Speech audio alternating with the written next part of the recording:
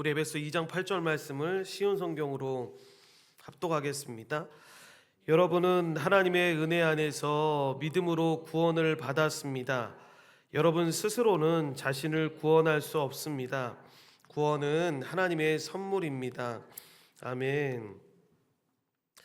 저는 오늘 읽으신 말씀을 가지고 웨스트민스터 대오리 문답 12번째 말씀인 은혜 언약의 집행이라는 제목으로 은혜를 나누려고 합니다. 대오리 문답 33문부터 35문까지의 내용인데, 먼저 33문을 보시면 은혜 언약은 항상 꼭 같은 방법으로 시행되었습니까? 라고 묻는데, 답은 우리 다 같이 읽겠습니다. 은혜 언약이 항상 꼭 같은 방법으로 시행된 것은 아닙니다. 은혜 언약은 구약시대와 신약시대에 서로 다르게 시행됐습니다. 아멘. 이 은혜 언약이 다른 방법으로 시행이 되었다라고 이야기하는데, 하나님이 인류와 맺으신 언약은 두 가지라고 말씀을 드렸었습니다. 행위 언약과 은혜 언약입니다. 먼저 행위 언약은 다른 말로 하면 생명 언약이라고도 말한다고 했는데, 왜 이렇게 부르냐면 이것을 지킴으로써 생명을 얻기 때문에 생명 언약이라고도 합니다. 그래서 생명 언약과 행위 언약은 같은 말이라고 말씀을 드렸습니다. 행위 언약은 아담의 타락 이후 그 의미를 상실했습니다.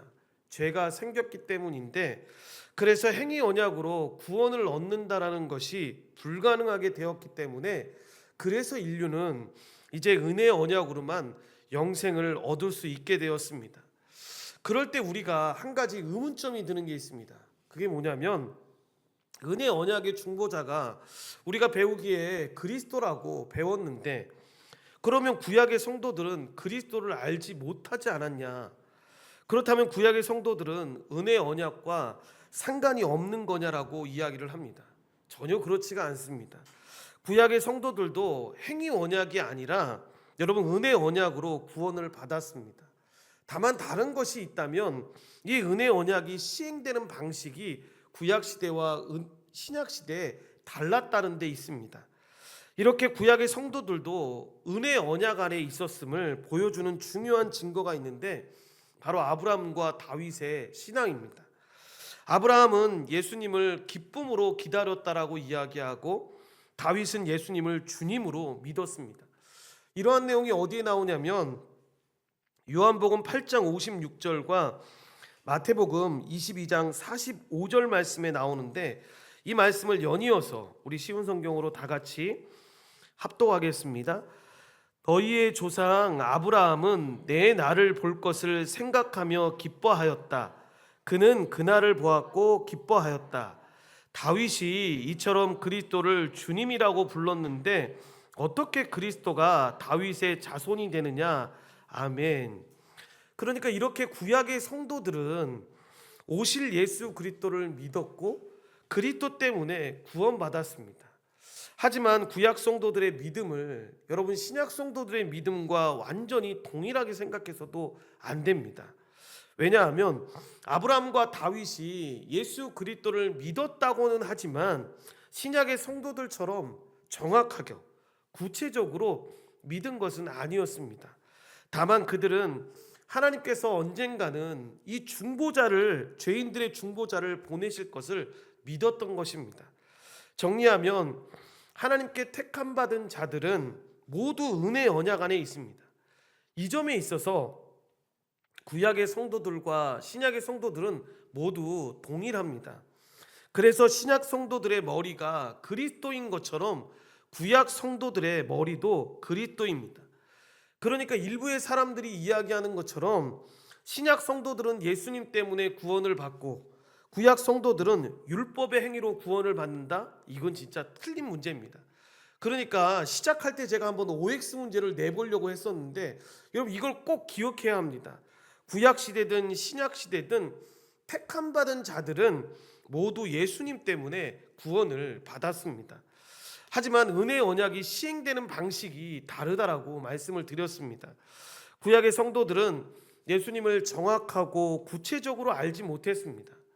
대신 예수님을 희미하게 상징하는 것들을 통해서 간접적으로 예수님을 믿었는데, 그러나 그럴지라도 우리가 잊지 말아야 될 건 구약 성도들의 믿음이 구원을 얻기에 충분한 믿음이었다라는 사실, 그러니까 부족한 믿음이 아니었다라는 사실을 분명하게 기억해야 합니다.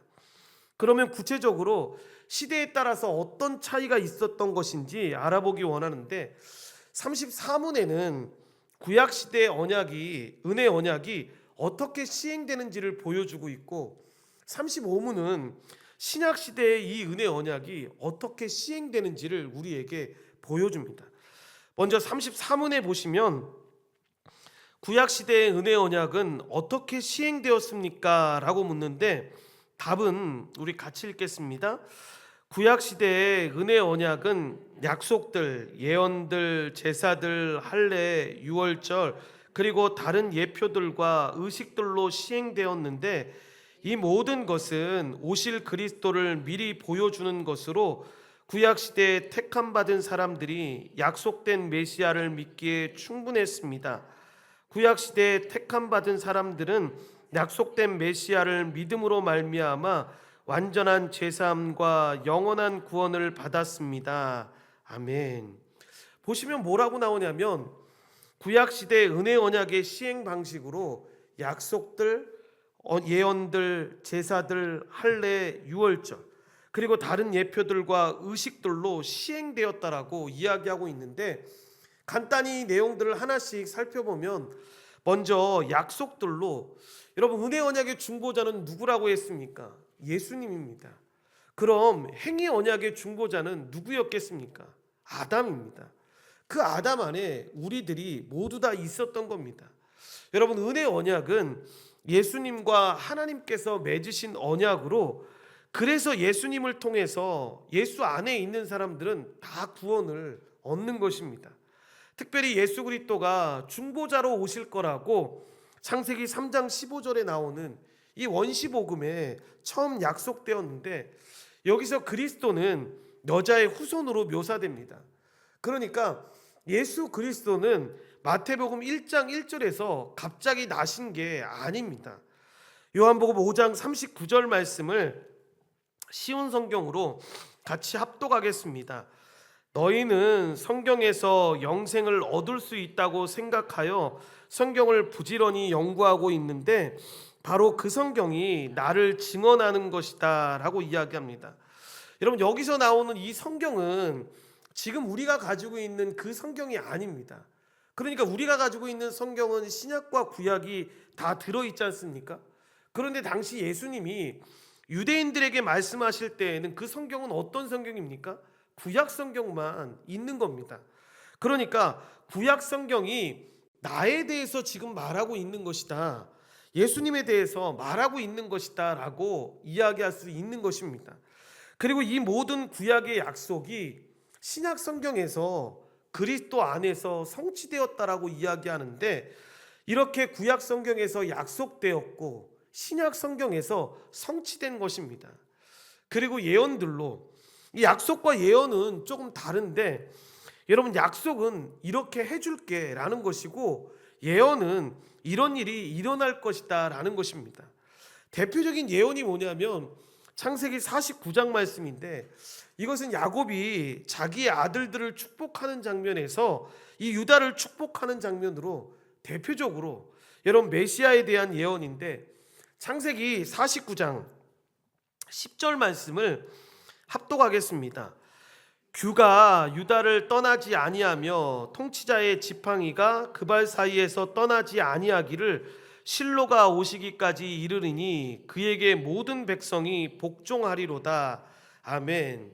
이게 뭐냐면 여기 나오는 규와 통치자의 지팡이는 결국 메시아를 가리키는 말로 왕권을 가리키는 상징인데, 그러니까 그 왕이 유다 지파에서 나올 거라고 지금 예언하고 있는 것입니다. 이 왕이 바로 예수 그리스도입니다. 또 시편을 보면 오실 그리스도는 시편의 중요한 주제입니다. 그래서 시편은 구체적으로 그리스도를 가리키는 표현이 굉장히 많이 나오는데, 그래서 마틴 루터 같은 사람은 뭐라고까지 얘기했냐면, 시편은 모든 구절에서 그리스도를 발견할 수 있다라고 얘기까지 했습니다. 그렇게 시편이 그리스도 중심적으로 쓰여져 있는데, 대표적으로 시편 2편 12절에 보면 이런 말씀이 나옵니다. 그의 아들에게 입맞추라. 그렇지 아니하면 진노하심으로 너희가 길에서 망하리니 그의 진노가 급하심이라. 여호와께 피하는 모든 사람은 다 복이 있도다 라고 이야기합니다. 맨 처음에 나오는 그의 아들에게 입맞추라, 이게 뭐냐면 메시아에 대한 이야기로 그리스도를 가리키는 겁니다. 이렇게 여호와의 아들을 구체적으로 지금 언급하면서 이야기하는 겁니다. 그리고 제사들로 구약시대의 은혜의 언약이 시행되었는데, 히브리서 기자는 율법이 장차올 좋은 일의 그림자라고 이야기했는데, 대표적인 예가 바로 제사입니다. 여러분, 구약의 제사는 완전한 제사가 아닌데, 그래서 구약의 제사로는 여러분 죄를 온전히 해결할 수 없었습니다. 그 당시만 해결할 뿐이지 영원히 지속할 수 없는 것이었습니다. 그런데 그렇다고 해서 구약 성도들의 죄 문제가 그럼 해결되지 않는 겁니까? 그것은 아니라는 겁니다. 하나님께서 오실 그리스도를 보시고 이 구약의 제사를 인정해 주셨기 때문입니다. 다시 말해 구약의 제사는 그것이 그리스도를 예고하는 그림자이기 때문에 의미가 있는 것입니다. 특별히 구약의 제사 가운데서 여러분, 피 흘림 없이는 제사함이 없다라는 이 중요한 교훈을 우리에게 알려주시는데, 하나님께서 세우신 중보자가, 즉 예수 그리스도가 피 흘림을 통해 하나님의 백성을 구원할 것이다라는 것을 예고해 주신 것입니다. 로마서 3장 25절 말씀을 쉬운 성경으로 합독하겠습니다. 하나님께서 예수님을 화목제물로 내어주셨으며 누구든지 예수님의 피를 믿음으로 죄를 용서받게 됩니다.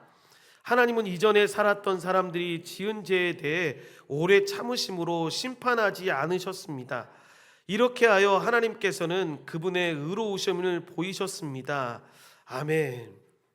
이렇게 하나님이 오래 참으셨다라는 이야기를 바울 사도가 쓰고 있는 것은 구약 시대에 주님이 참으셨다라는 것을 이야기하는 것입니다.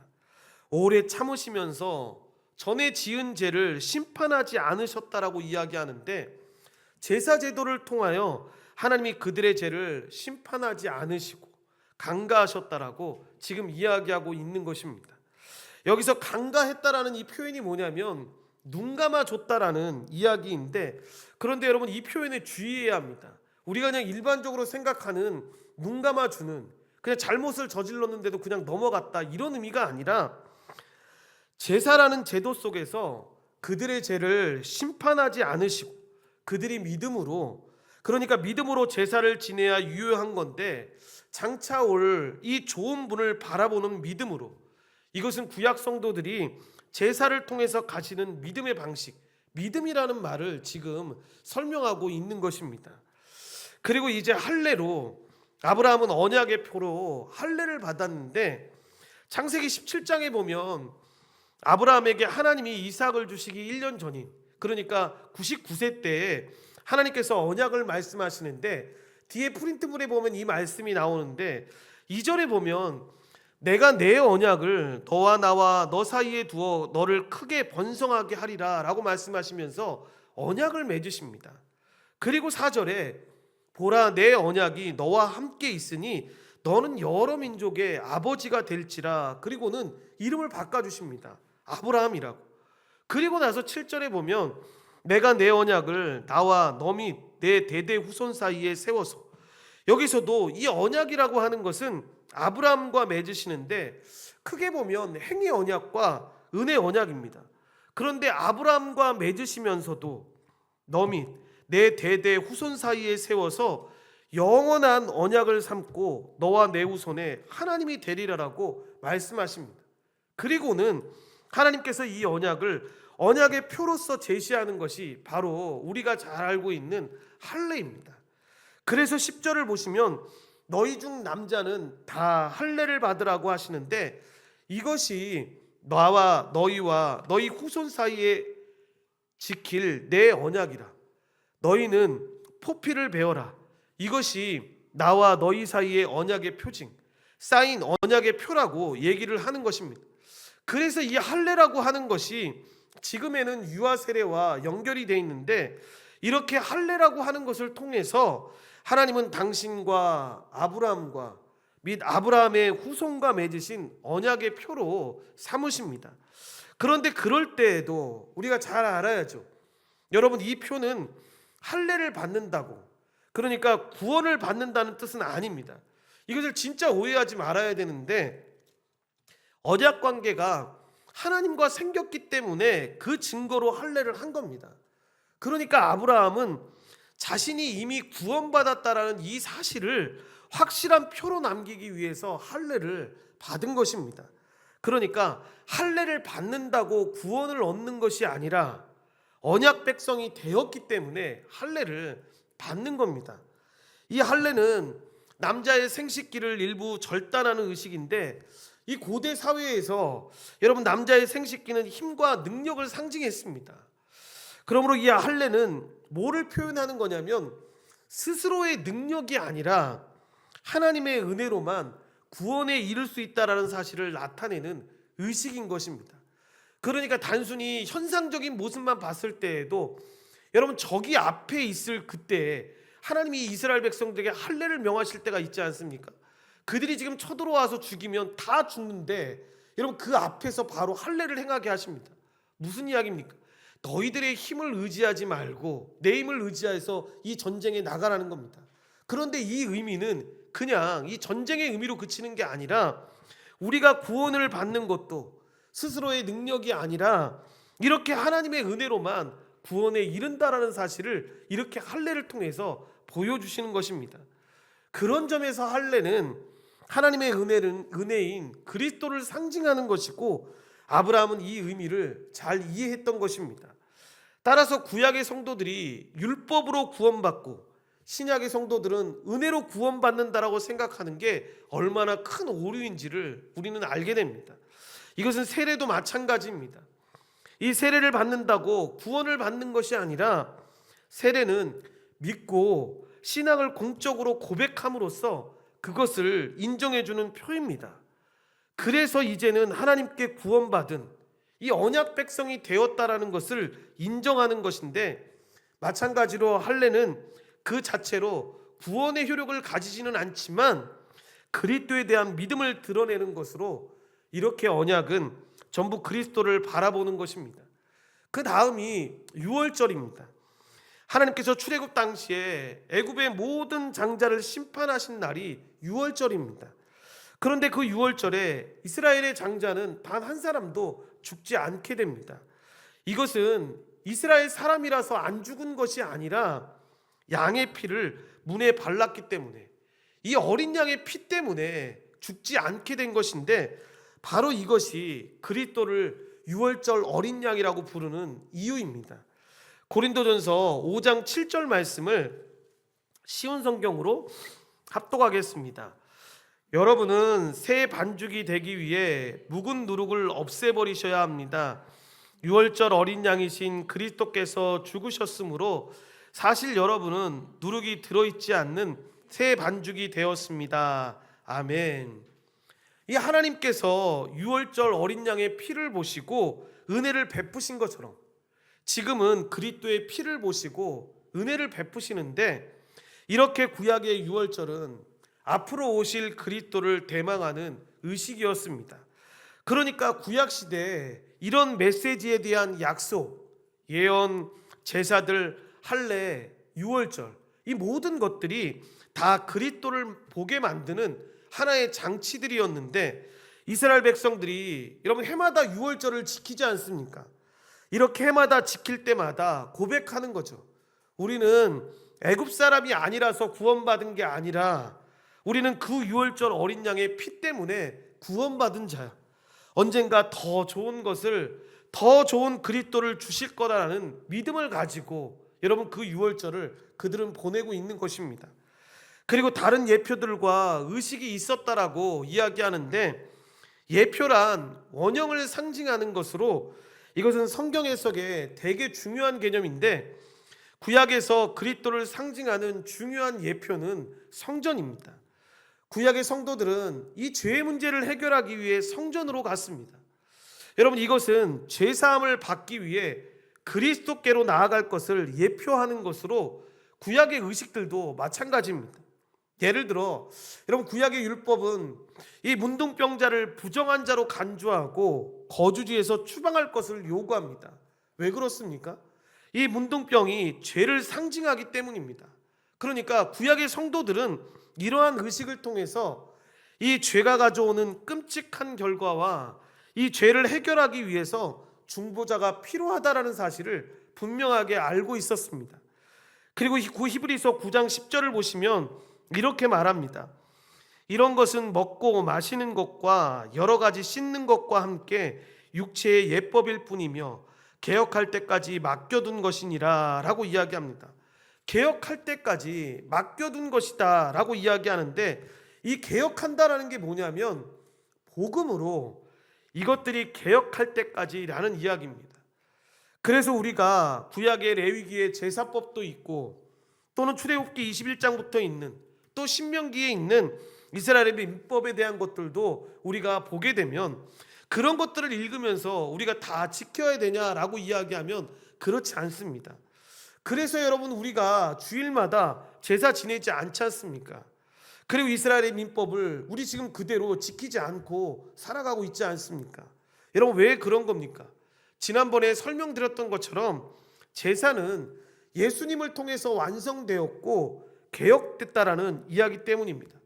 그리고 세속국가에 우리가 살고 있기 때문에 그들이 따르는 그 민법들을 따를 필요가 없는데, 우리는 이 민법들의 내용들을 통해서 제사법이라든가 또한 이런 것들을 보면서 하나님이 어떤 분이신지는 알게 됩니다. 그러나 도덕법은 유효하다고 했습니다. 예를 들어서 아담이 범죄하고 나서 무화과 나무로 수치를 가리려 하니까 하나님께서 가죽옷을 입혀주시지 않습니까? 이것도 피 흘렸다라는 것을 보여주는 암시적인 내용인데 그리스도의 예표입니다. 그리고 방주를 생각해 보십시오. 여러분, 방주에 들어간 사람들은 구원을 받지 않습니까? 그래서 그 방주가 그리스도를 예표한다라고 이야기하는 것입니다. 그리고 이삭이 나올 때, 이 이삭은 아버지 아브라함이 그를 모리아 산으로 데리고 가서 번제를 드리려고 하지 않습니까? 아버지가 아들을 죽이려고 합니다.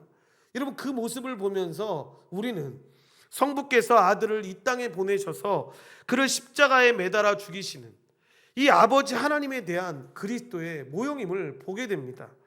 또 성전의 기구들, 이 성전에 대해서 공부하면, 성막에 대해서 공부하면 많은 기구들이 나오게 되는데 그 모든 기구들이 다 그리스도를 바라보게 되는 거죠. 그리고 제사 의식들이 그렇습니다. 그리고 민수기 21장에 보면 불뱀에게 물렸을 때 하나님께서 처방을 주시는데, 놋뱀을 만들어서 장대를 높이 달아라, 그리고 그걸 쳐다보는 자는 살리라고 말씀을 해주십니다. 그래서 예수님께서 니고데모에게 말씀하실 때에도 하나님이 이 세상을 이처럼 사랑하사 독생자를 주셨으니 저를 믿는 자마다 멸망치 않고 구원을 받는다는 말씀을 하실 때 이 놋뱀 이야기를 꺼내게 됩니다. 놋뱀을 쳐다보는 자가 살아봤던 것처럼, 여러분, 어떤 마음으로 이 놋뱀에 이 장대 매달린 걸 사람들이 쳐다봤겠습니까? 믿음으로 쳐다보는 거죠. 그러니까 하나님의 말씀을 믿음으로 쳐다보는 거죠. 솔로몬 같은 경우도 마찬가지입니다. 예표입니다. 그러니까 사람도 예표가 될 수 있는데, 모형이 될 수 있는데, 그 사람들은 불완전한 모형이지만, 다 불완전하지만, 그래서 의식도 불완전하고 어떤 사물도 불완전하지만, 사람은 특히 죄를 짓기 때문에 더 불완전하지 않습니까? 그런데 이 문답의 답의 내용을 볼 때 솔로몬이 들어간 이유가, 이 솔로몬의 술람미 여인과 사랑의 이야기들, 이 아가서 같은 거 보면 그냥 여러분 이 아가서의 내용을 성경적인 내용으로 보지 않으면 그냥 연애적으로 남자와 여자가 사랑하는 그런 이야기로밖에 안 보입니다. 그래서 어떤 분들 같은 경우는 이 아가서를 보면서 성경에 이 내용이 왜 들어있는지를 모르겠다라고 이야기합니다. 그런데 여러분, 이 내용도 모형인 겁니다. 그리스도와 교회 관계를 보여주는, 그러니까 그리스도를 상징하는 예표로 지금 우리한테 보여주고 있는 겁니다. 이런 것들을 통해서 하나님이 뭘 하시는 거냐면, 이 모든 것은 오실 그리스도를 미리 보여주는 것으로 얘기하는 겁니다. 그러니까 하나님이 그리스도에 대한 구약 성도들의 믿음을 위해 그들의 믿음을 복돋아 주시고 그들의 믿음을 강화시켜 주시기 위해서 주신 증거들이 지금까지 길게 말씀드렸던 이 내용들입니다. 그래서 완전하지는 않지만 이 그리스도를 미리 보여주는 도구들은 이 구약 성도들의 믿음을 강화시키는 역할을 했는데, 히브리서 11장 13절을 보시면 이렇게 말합니다. 이 사람들은, 그러니까 이 사람들이 누구냐 하면 아브라함, 이삭, 야곱, 사라, 이런 사람들입니다. 이 사람들은 다 믿음을 따라 죽었으며 약속을 받지 못하였으되 그것들을 멀리서 보고 환영하며 또 땅에서는 외국인과 나그네임을 증언하였으니 라고 이야기합니다. 무슨 이야기냐면 멀리서 보고 이 볼 약속이 이루어질 것을 여러분 멀리서 바라봤다라는 겁니다. 이것이 구약 성도들의 믿음이라고 히브리서 기자가 지금 이야기하고 있는 것입니다. 그리고 구체적인 사례로 26절에서 모세의 경우를 이야기하는데, 모세는 그리스도를 위하여 받은 수모를 애굽의 모든 보화보다 더 큰 제물로 여겼으니 이는 상 주심을 바라봄이라 라고 이야기합니다. 보시면 이스라엘 백성을 위하여 받는 수모라고 말하지 않는데 그리스도를 위하여 받는 수모라고 말합니다. 하나님께서는 모세에게 말씀하신 겁니다. 너 같은 선지자를 나중에 보내줄 것이다. 그러니까 모세는 그런 말씀들이 어떤 의미인지를 어렴풋이 알았다라는 겁니다.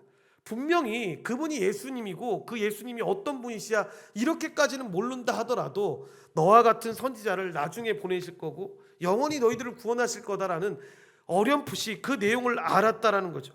그러니까 그 어렴풋이 들려주신 그 말씀을 보면서 그리스도를 바라보면서 믿었던 겁니다. 그래서 뭐라고 고백합니까?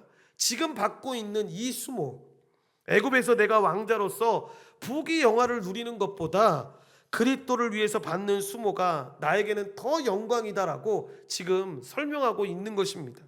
이렇게 그 메시지로 말미암아, 메시아로 말미암아 완전한 죄의 용서와 영원한 구원을 얻게 하셨는데, 그러나 로마 카톨릭에서는 이 구약의 성도들이 예수님이 오시기까지 제사함을 받지 못했다라고 가르칩니다. 그러니까 여러분 면죄부나 뭐 이런 것들을 팔 수 있었던 거죠. 죄를 사함받지 못했으니까 그 죄를 후손들이 팔아야 되니까 여러분 그렇게까지 얘기했던 겁니다. 구약 성도들의 믿음을 부족한 것으로 여겼던 것이죠. 그런데 말씀드렸던 것처럼 희미하게 보일 수 있을지는 모르지만 여러분 그들이 구원을 얻는데 전혀 부족하지 않는 넉넉한 믿음이었다라는 사실을 기억해야 합니다. 성경은 그래서 아브라함에게 먼저 복음이 선포되었다라고 이야기하는데, 갈라디아서 3장 8절 말씀을 합독하겠습니다. 또 성경은 장차 일어날 일 곧 하나님께서 이방인을 믿음으로 의롭게 하여 줄 것을 미리 일러 주었습니다. 이 복음을 먼저 아브라함에게 전했는데 그것은 모든 민족이 너로 말미암아 복을 받을 것이다 라는 성경 말씀과 같은 것입니다. 아멘. 이것은 창세기 12장 1절 이하의 말씀을 가져온 것인데, 하나님이 아브라함에게 나타나셔서 언약을 맺으신 것인데 하나님이 아브라함에게 복음을 전하신 것이죠. 그러니까 아브라함은 희미하게 들은 복음을 통해서 그리스도를 바라봤던 것입니다. 그러나 비록 아브라함이 그리스도를 희미하게 보고 믿었을지라도 본질적으로 이 아브라함의 믿음은 신약 성도들의 믿음과 다르지 않다라고 지금 이야기하는 것인데, 그래서 로마서 4장에서도 바울 사도가 이신칭의의 교리를 가르치면서 하나님께서 아브라함이 하나님을 믿음으로 그것을 의로 여겼다고 한 그 창세기 15장 6절에 있는 말씀을 인용하면서 그 아브라함처럼 믿는 모든 자들을 하나님이 그렇게 하신다고 이 이신칭의의 교리를 말합니다. 이렇게 아브라함의 믿음과, 즉 구약시대의 믿음과 신약시대의 성도들의 믿음이 다른 믿음이라고 말하지 않는데 동일한 믿음이라고 이야기를 합니다. 그리고 35문, 신약시대의 은혜의 언약은 어떻게 시행되었습니까? 라고 묻는데 답은 우리 한번 다 같이 읽겠습니다. 같은 은혜 언약이 신약 시대에는 실체이신 그리스도께서 나타나심으로 말씀을 전파하는 일, 그리고 성례인 세례와 성찬으로 시행됐으며 지금도 시행되어야 합니다. 이러한 시행으로 은혜와 구원은 모든 민족에게 더 충만하고 분명하고 효과적으로 베풀어집니다. 아멘. 이 은혜 언약이 이런 말씀드렸던 것처럼 구약 시대와 신약 시대에 각각 다르게 적용되었는데, 가장 큰 차이점이 뭐냐면 구약 시대에는 이 은혜 언약이 율법 아래에서 시행된 반면에 신약 시대에는 복음 아래에서 시행된다라는 점입니다.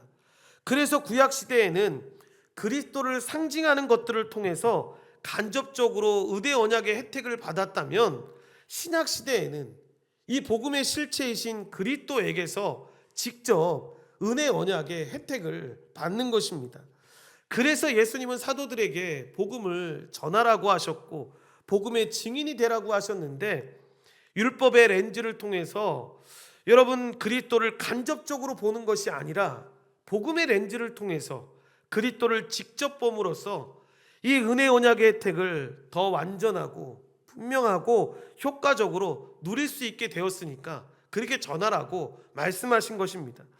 그래서 프린트물에 보시면 이 언약에 따른 시대 구분이라고 해놨는데, 명료하게 그림으로 표현을 하자면 여러분 이렇게 말할 수 있습니다.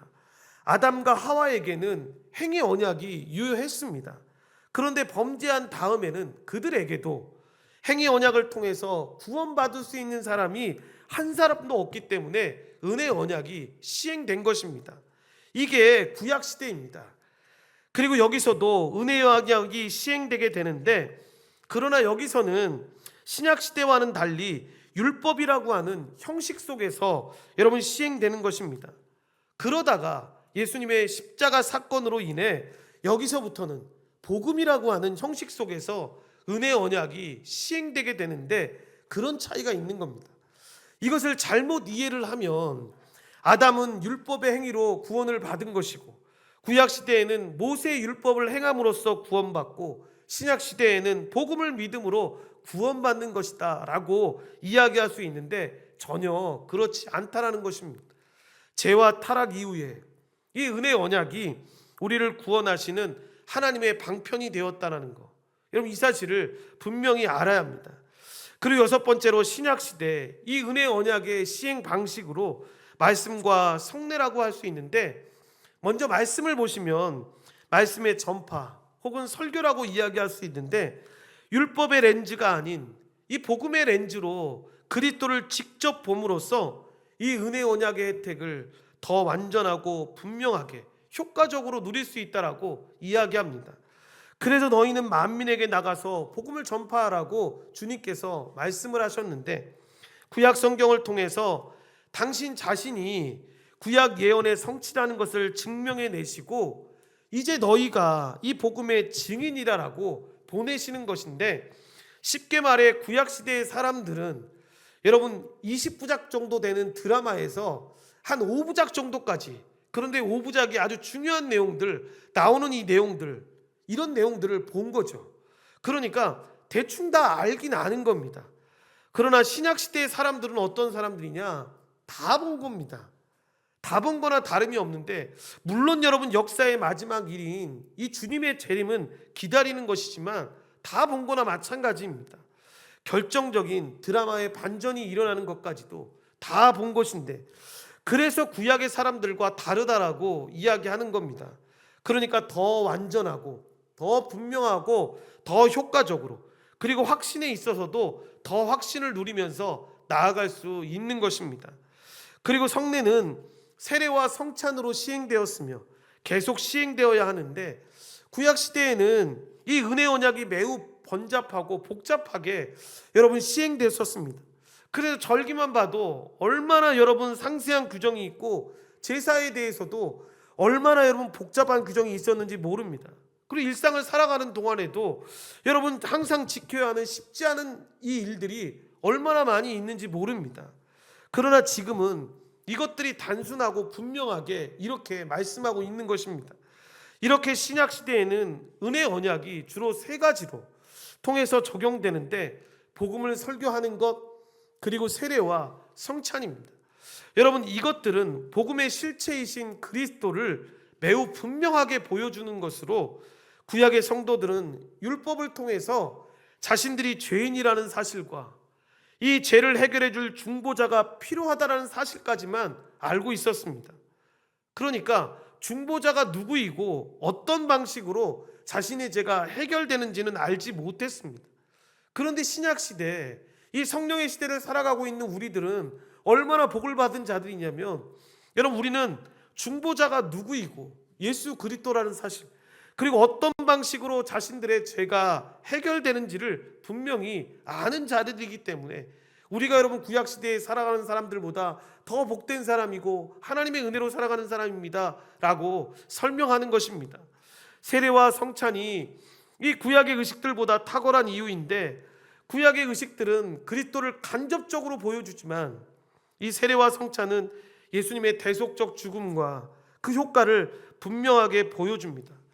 그러니까 세례를 베풀 때에도 우리는 이 세례가 어떤 의미인지를 알고 이 세례를 받는 거죠.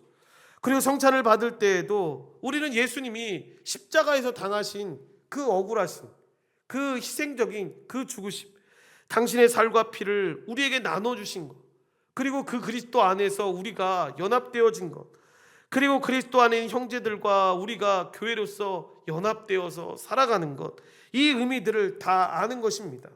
정확하게 알고 여러분 우리는 이것들을 하는 겁니다. 그런데 구약시대 성도들은 우리만큼 정확할 수 없었다라는 것입니다. 그래서 어렴풋이, 그러나 하나님께서 그 상징과 예표들을 통해서 그들의 믿음을, 그리스도를 미리 보여주시는 방식으로 그들의 믿음을 강화해 주신 것입니다. 이렇게 성례는 구약의 의식과 비교할 수 없을 만큼 분명하게 복음을 보여주는 것입니다.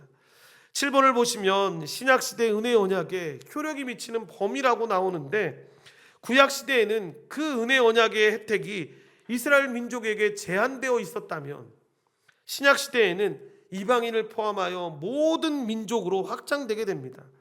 그러니까 구약시대와 달리 신약시대에는 성령의 역사가 더해져서 이제는 우리를 중생케 하시는 역사로, 그러니까 옛날에는 십계병에 돌판을 써서 짠하고 우리에게 보여주셨다면 여러분 그것만 봐도 얼마나 놀랍다라고 했겠습니까? 그런데 그걸 보는 것만으로도 놀라운 건데, 여러분 이들이 여러분 마음이 죄인이기 때문에 그것을 순종할 수 없는 능력으로 살아갈 수밖에 없다는 걸 우리가 봤지 않습니까? 그걸 우리는 또 예언약 백성이다라고 이야기하는데, 하나님께서는 중생을 통해서 그 마음을 완전히 바꿔놓으신 것입니다. 새 마음을 주시는 것인데 하나님께 순종하고 싶도록, 이것이 가능하도록 해주신 것입니다.